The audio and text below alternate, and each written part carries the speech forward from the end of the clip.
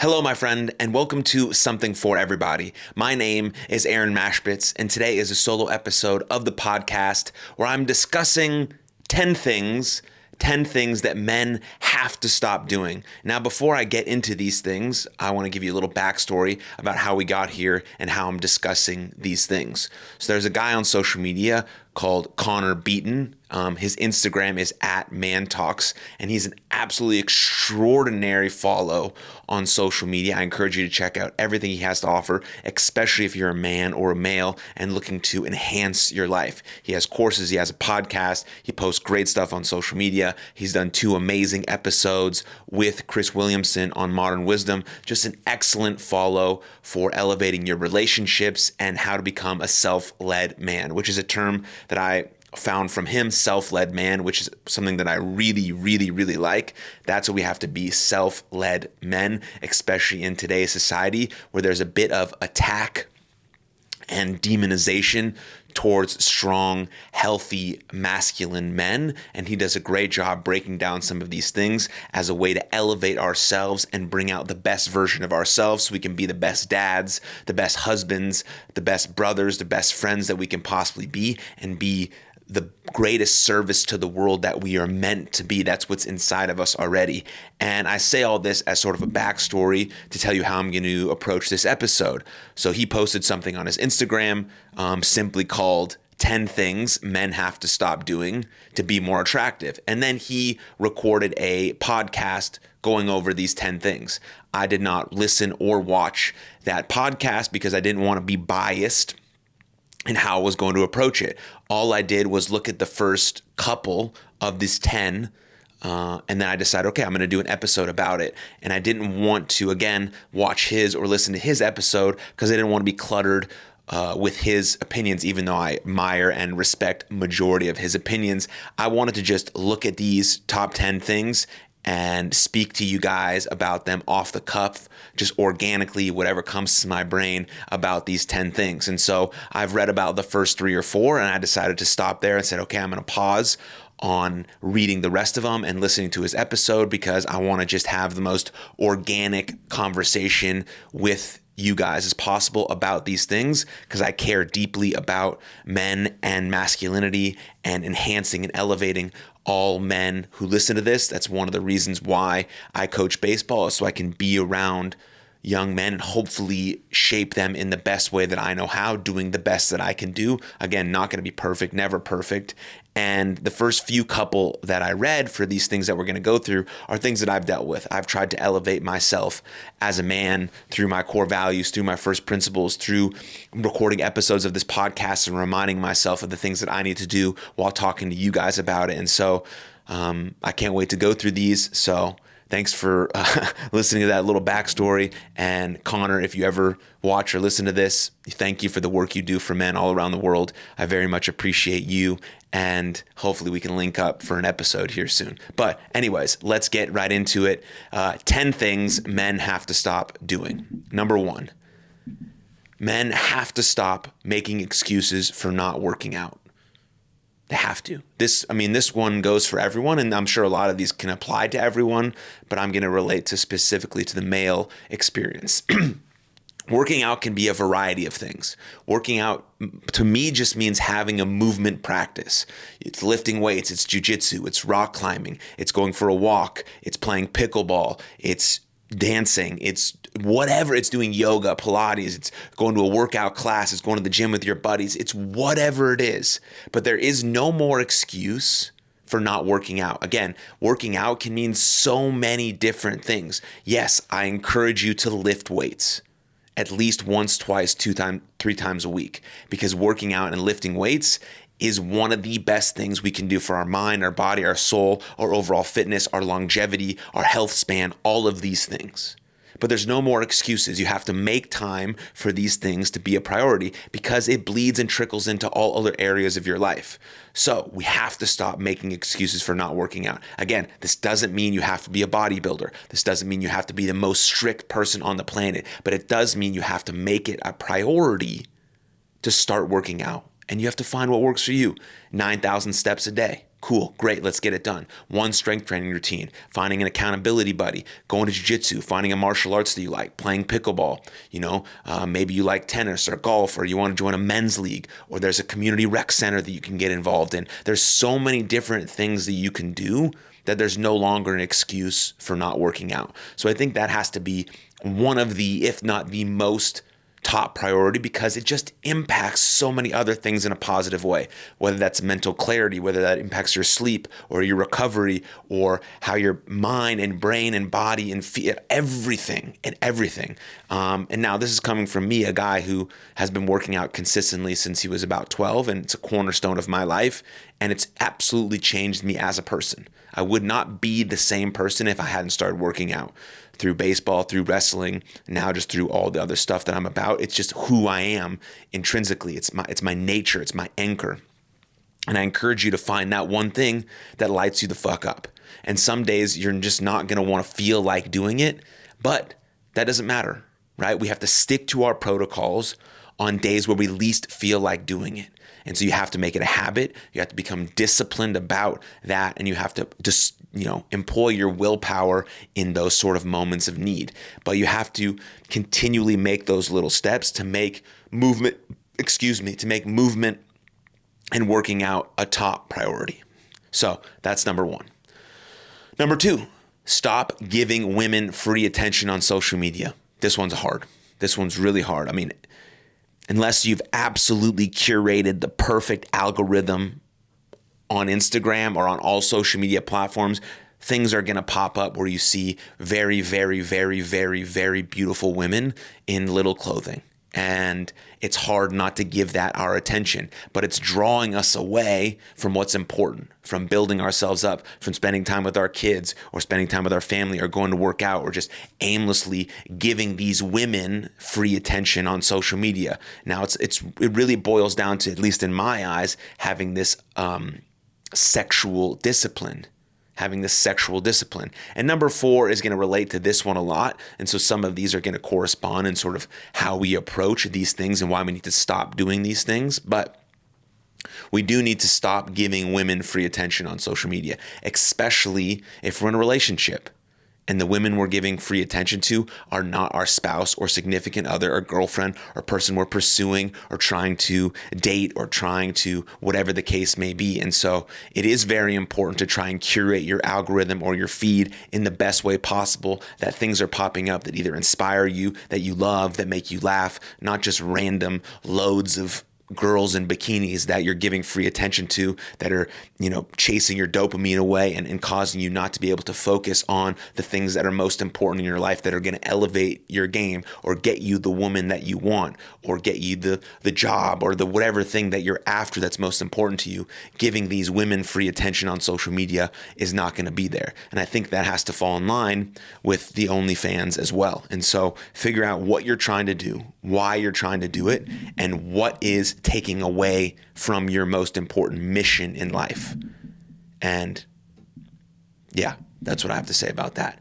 And so based on that, number three is stop comparing yourself. This one's hard. Everyone does this for the rest of their lives. We're going to do it. But if we can do it a little bit less, I think that's a really powerful mover in the right direction. And so what we can compare is who we were yesterday. We can compare ourselves to who we were yesterday and who we want to be tomorrow. And we're comparing ourselves to ourselves. And we're not comparing ourselves to everyone we see on social media because we just don't know their lives. And everyone has said this before over and over and over again, but it needs to be resaid over and over and over again so it finally clicks into our brain. Most people you see are posting the highlight reel of their life. I mean, we just talked about giving women free attention on social media. They're posting their absolute best photo on Instagram that's touched up, tweaked, just so it draws your attention in. And other people are posting their only wins. And so you don't know what struggles they're dealing with, what setbacks or challenges they've overcome to get to that place. You just assume that, it hasn't been easy or they got there, whatever the case may be. And so we're comparing ourselves to their whatever line they're in to our line. And they're totally different. They're not in sync. We're not following the same path at the same time with the same trajectory and the same experiences. That's totally not true. And so we just have to be able to have a little perspective. We have to zoom out a little bit from getting sucked in to that comparison trap, because that's the thief of joy. We know that, right? And if we want to live a joyous, positive, enriching life, then we need to compare ourselves to who we were tomorrow and who we want to be in the future. Now, at some points, at least for me, comparison has been a motivator. I see people in the same space as me doing amazing things. Now, I've not said, why am I, of course, I've said like, why am I not at that level? Why do I have that, blah, blah, blah, blah. You know, we all have said that. But when you really think about it, you're saying, okay, if they can do it, so can I. A little bit of social persuasion. So if you're comparing yourself in a way where you're very level-headed and you have good perspective about it, and you're saying, okay, that person put in this amount of work for this amount of time and did this many things. Okay, I've done 10x less than that. So maybe I need to ramp up and ramp up and ramp up and ramp up so I can compound and aggregate and maybe get to the same place that they're at. So sometimes comparison can be used as a motivator, but we have to be in, I think, the right mind frame to think about it like that. Otherwise, when we do compare, we're going to shame ourselves and belittle ourselves for not being at the place that they're at, and it just spirals us down instead of spiraling us up to be more motivated or more disciplined in our path towards what we want. And so again, let's try and compare ourselves to who we were yesterday and who we know we can be and what we're capable of being in the future. So we have this honest reflection of what we need to work on and what we're doing great at and how we can move forward in that direction. And that's number 3. Number 4, very similar to number 2, but stop wasting time on social media. Stop wasting time on social media. There's an acronym that I found. I don't know who created it. At one point, I'll give them credit, but it's called TIME. TIME is the acronym. So T stands for make your time on social media restricted. So restrict your time. Okay, I'm going to be on Instagram for the next 18 minutes. Great. And then the I in time stands for intentional. Be intentional about how you spend time on social media. Majority of the time when I go on social, I'm trying to look for great posts that I can talk about on my podcast, insightful news that I care about, or guests that I find super cool that I want to try and invite on my podcast. For the most part, that's my intention. Yes, of course I get caught scrolling. Of course I get in this trap and that trap. Of course, I'm just a regular guy, just like everyone else. But I try and use this acronym of TIME to be very intentional about how I'm using social media. So I'm not just wasting time on it by giving women free attention or looking at things that don't enrich my life or things that I don't care about or not making me smarter. I'm not finding more interesting people that I can talk to. So T stands for time restricted. I stands for intentional. M stands for be mindful about it. Be mindful about it. I've said this about a zillion times on this podcast, but for all the new listeners, here we go. The number one way that you can improve your life, is to stop doing things that make you feel like shit. That's this whole list. Stop doing things that make you feel like shit. So what does that have to do with mindful? Well, if I scroll through TikTok for 45 minutes and it makes me feel like shit, I need to be mindful about that. Let's be mindful about that. What it makes you feel like, how it makes you feel. You have to ask yourself these sort of reflective questions, or you're never going to get a temperature on how you feel, and so you can do something differently moving forward. And so you have to be mindful about it. If you have intention and you're mindful about it, your social media use is going to be much better than if you didn't have any of that. And then on top of that, if you put a time restriction on it, oh my God, you are in control now of your phone. The phone is not in control of you. And that's a totally different ballgame. And then E is enriching. Is it enriching your life? Because there's sometimes when we go on social media for 10, 15, 20 minutes and all we see is enriching videos. We're looking at, current events, or we're trying to watch this thing. And I found this on social media from Connor, right? 10 things, amazing stuff that I found on social. So I never demonize it because it's a beautiful tool, but we have to be very intentional about it. And so I think if we can use this acronym as a way to have that basis for not wasting time on social, we're going to be more mindful, intentional, and can find more enriching material on social that's not going to waste our time or diminish our motivation or make us feel like shit or whatever the case may be. So, number 4, stop wasting time on social media and use the TIME acronym. Number 5, stop pursuing short-term gratification and pleasure. I mean, this goes right in line with number 2, which is stop giving women free attention on social media and OnlyFans and all of these things that are capturing us, and we're pursuing this gratification and short-term pleasure. Let me gather my thoughts here for a second. Again, I told you this, guys, is right off the cuff, so I'm reading these sort of for the first time, except for like those first 3, and still didn't really plan out what I was going to say because I want it to be as organic and natural as possible. So we're on number 5 of stop pursuing short-term gratification and pleasure. The most enriching thing of my entire life has been my long-term relationships. Obviously, one being with my parents. That's the longest relationship I have, right?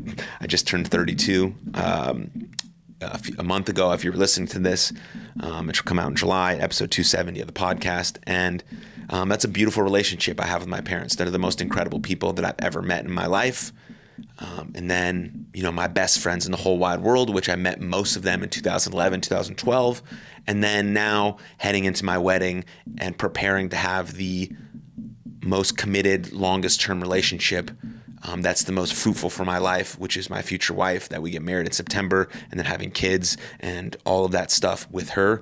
But there was a time in my life where all I pursued was short-term pleasure and short-term relationships. And for a small bit of time, that was awesome. I can't deny that. But it runs its course. And what's really the most fruitful thing in our life is those long-term, powerful relationships. And so I can't say to all the young men out there that you probably have to close that loop for yourself, but there has to come a time where you stop pursuing these childish behaviors, you stop pursuing this short-term gratification, and you stop pursuing this short-term pleasure and these short-term dopamine hits, and you start pursuing things that are lifelong. That's committed, long relationships and families and communities that you can build based on who you are as a person. And so if you want to do anything great in life, the pathway to that greatness is consistency. He's an overnight success. How long did it take him to get there? 10 years. I've been doing this podcast 4 years now. People are just starting to pay attention, but I still think it's undervalued and under-listened to. But I'm not pursuing short-term gratification or pleasure. I'm pursuing this in the long haul because it's something that I love to do.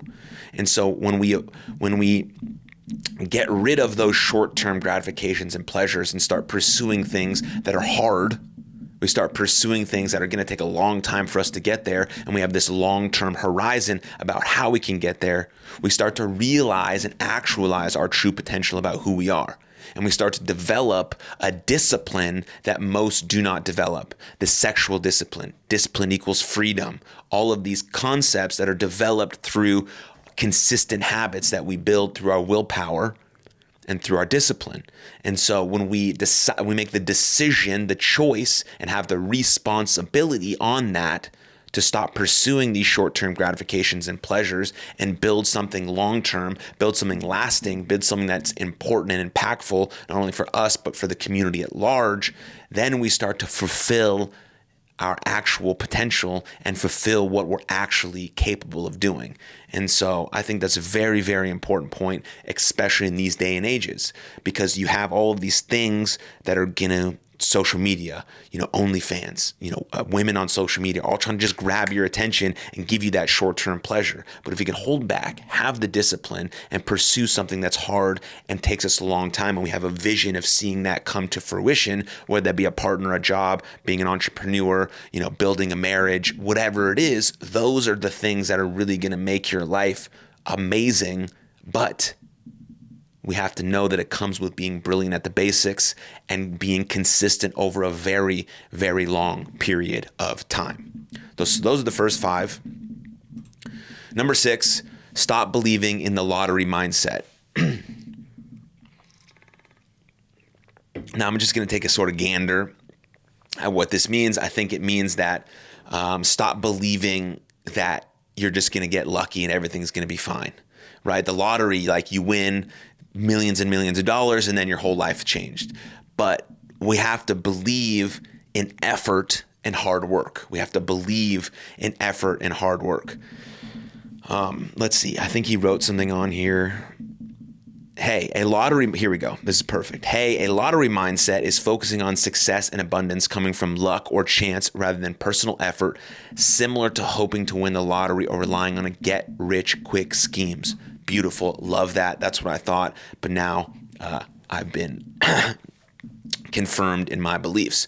So we have to stop believing in the lottery mindset. What we have to believe in is effort over a long period of time. This is very similar to thinking about, stop pursuing short-term gratifications and pleasures and start pursuing long-term interests and beliefs, knowing that through effort, consistent effort over a long period of time, we can achieve the things we want to achieve. And if we want success and abundance, it's not going to come from luck or chance. Yes, there's always luck involved. No one does anything great alone, and there's a ton of luck involved. I say all of the time that I'm the luckiest man in the world. I get to sit behind this camera and talk to you. I have a beautiful family, a home, beautiful health, like all of these great I'm so fucking lucky to have been born into this situation. But with that, I took that ball and I ran with it, and I put a lot of personal effort into it. And so we can do the same thing. We can understand how grateful we are for the situations we've been put into, but success and abundance truly come from putting in the work on a day-to-day basis. And that's what we have to believe in. We have to believe in effort over a long period of time. And that goes with any domain that you're in. I see that in sports all the time, podcasting, entrepreneurship, all of these things that take tons and tons and tons of effort and hard work and setbacks and challenges and overcoming those setbacks and challenges to get where we want to get. So we got to ditch this lottery mindset and believe in effort and being brilliant at the basics and consistency over a long period of time. Number 7, stop believing that you are broken. You're not broken. You are not broken. You're not broken. What you need to do is figure out what's most important to you. You need to figure out your personal philosophy. You need to figure out your core values and what makes you tick. But you're not broken. Yes, there's some things that we can change, we can alter, and we can grow, but you're not broken. You're absolutely capable of everything that you want to achieve.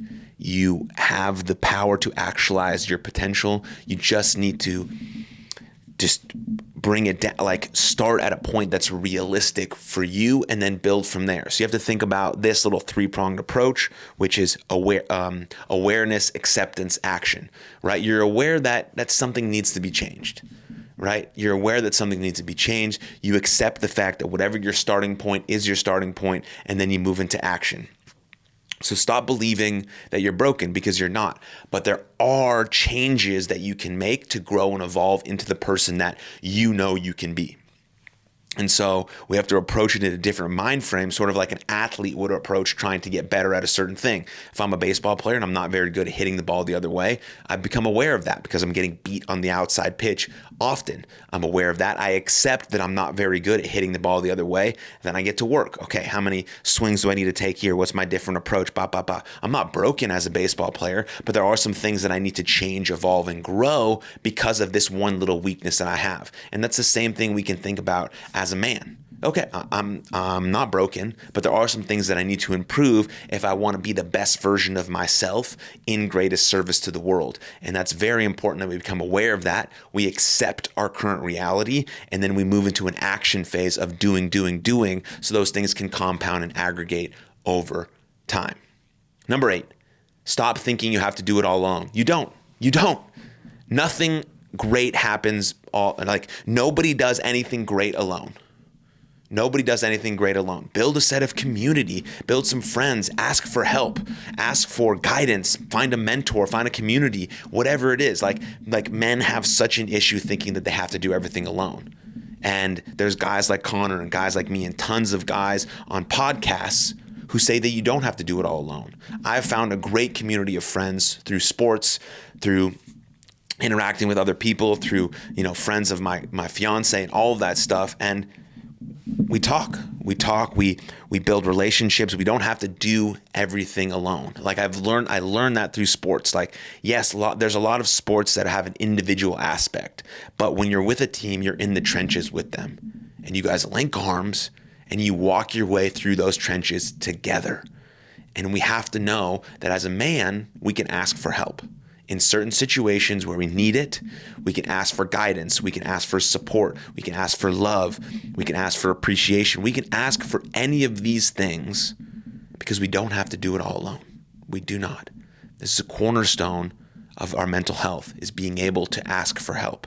Yes, there are some moments in our life where we have to strap our boots up and just get shit done because we've been wasting our talent and haven't actualized our potential. But there are also moments in our life where things feel overwhelming and out of control and like we can't handle it. This is where we have the ability to ask for help. This is a beautiful time in your life to ask for help, to ask your buddies, your friends, your mentors for guidance, for help, for support. It's such a strength to know in those moments that you need a little bit of help. And so let's stop thinking we have to do it all alone, because we don't. Let's build up communities of men who support one another in their marriages, in their partnerships, with friendships, in our sports community, in our religious communities, whatever it is. We can build each other up together, and there's so much beauty and strength in that. We got 2 more. Number 9, stop pretending that you don't have trauma or shit to deal with in your past. It's not cool. It's not cool to avoid it. It's not cool, right? The most psychologically sound individuals They approach challenges. They approach things. So every time you brush something under the rug, it's like a dragon, right? At first, it's just like a little dragon and its flames are just like a little bit lighter. Pop, pop, pop, right? But then you keep shoving that dragon under the rug. You keep shoving that dragon under the rug, under the rug, under the rug, under the rug, under the rug. Then 20, 30 years later, that dragon is so fucking big that it burns your house down. So stop pretending that you don't have trauma or shit to deal with in your past. Approach it. Find a professional, find a group, find a support community, find anything that's going to help you tackle that thing head on. Yes, it's scary. Yes, it's frightening. But as Jordan Peterson tells us all the time, we don't get less scared. We get more brave. We get more brave as we start to approach, as we start to attack the things that are holding us back from actualizing who we are, or having that great partnership, or creating that great relationship, or understanding why we keep repeating the same patterns over and over again. Well, there's stuff that you haven't dealt with that you've been putting under the rug, and now the dragon's starting to get a little bigger. Okay, well, let's throw that dragon out. Let's approach our stuff head on. Let's attack it, see what we have to deal with, manage it, find a professional community, whatever the case may be, and let's deal with it. Let's tackle it head on like we would any other problem. And yes, there may be shame with it. That may be harder than obviously said than done, right? Because some people's pasts are very traumatic and very challenging. I totally understand that. But there's a way through. And the way through is through. The way through is not around, over, and up. It's right through. It's approaching. You attack it head on like anything else. But we got to stop pretending that we don't have trauma or shit to deal with in our past. We do. And let's attack it. Let's attack it so that the dragon doesn't get too big and burn our house down. And last one, number 10. Stop thinking that peace and happiness are on the other side of achievement. Achievement is great. Success is great. But peace and happiness are an internal game.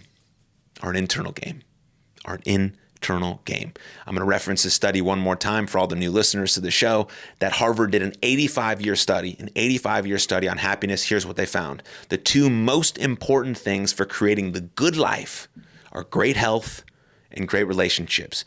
Neither of those things have anything to do with achievement. Why was number 1 on this list?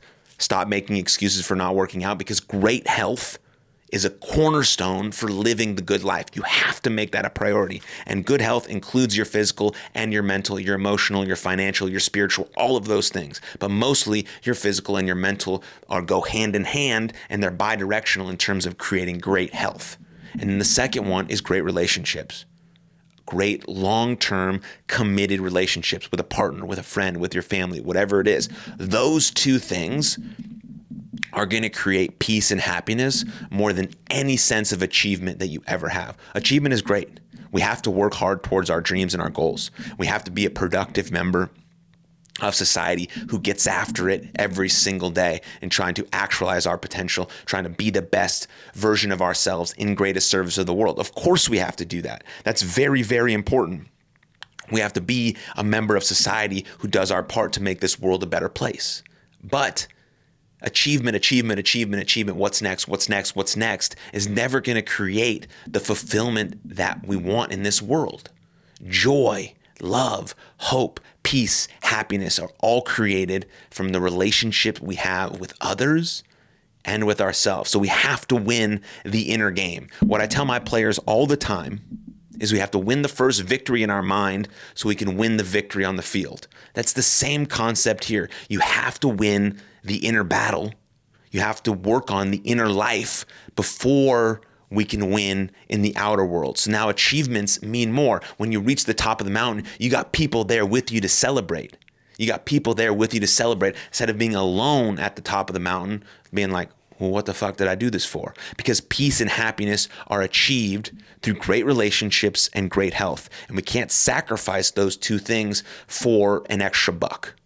Now, I understand from a sports context that you sort of have to be obsessed with the thing you're doing, but there's a way to have harmony in these ideas. And so we have to stop thinking that peace and happiness are on the other side of achievement. Peace and happiness go hand in hand with working on our inner life, creating or having these habits that create great health, and then really, really honing in on having the best relationships we can possibly have. That's what creates peace and happiness. Then when we do have those achievements, because we got to work hard, hard work is an absolute requirement, consistency over a long period of time. Then when we do achieve the thing that we wanted to our whole life, it means that much more because the people around us are there, they're proud of us, we're proud of ourselves, and we did it the right way. And I think that's extremely powerful. And so those are the 10 things that Connor Beaton says that men have to stop doing. 10 things men have to stop doing. I agree with all of them. I continue to have to work on all of them every single day. So running through these organically off the top of my head was brilliant because it gave me a lot of stuff that I need to continue to work on and develop as I continue to try and become the best version of myself for my future wife and future kids and for the world and for this podcast and all of that stuff. So once again, Connor or at Man Talks, if you ever listen to this or we ever link up, I appreciate the work you're doing. And cheers, everyone. Thanks for watching or listening or whatever you do, wherever you are. I appreciate you very much. I love you very much. And I'll see you next time. Cheers. Thank you very much for tuning into that episode. And if you enjoyed it, click right here for another full-length episode of the podcast. And please don't forget to subscribe. But most importantly, above all else, please take good care of yourselves and others. And I'll see you next time. Lots of love. Cheers.